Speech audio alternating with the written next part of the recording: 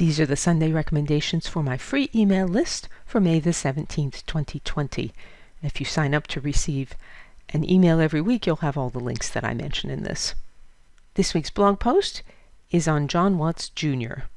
Watts survived a bill of attainder to become a prominent New Yorker after the Revolutionary War.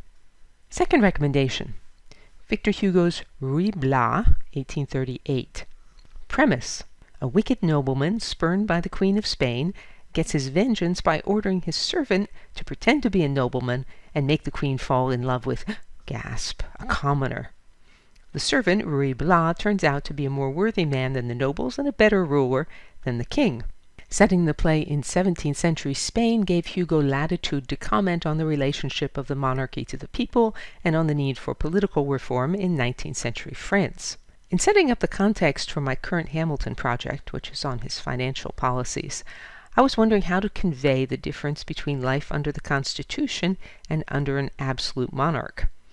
I'm not going to break into French verse at my next Hamilton talk, but Ruy Blas does describe such a situation perfectly. This is Ruy Blas speaking.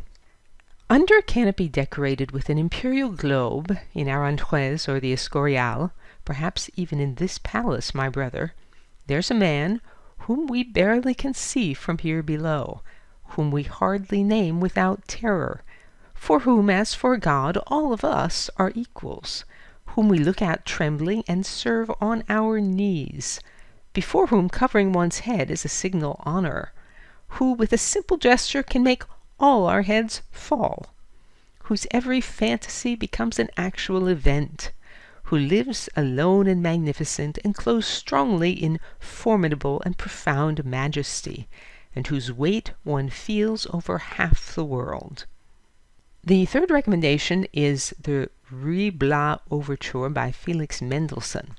There's a link in the email to the San Francisco Symphony site, which has a thorough description of the history of this piece, including the fact that Mendelssohn actually disliked the play Ruy Blas. Despite that, he wrote a lovely overture for it. The fourth recommendation this week is the other piece that Mendelssohn wrote for Ruy Blas. It's a sort of a love poem, and I include translations from Hugo's French and from the German lyrics to the Mendelssohn piece.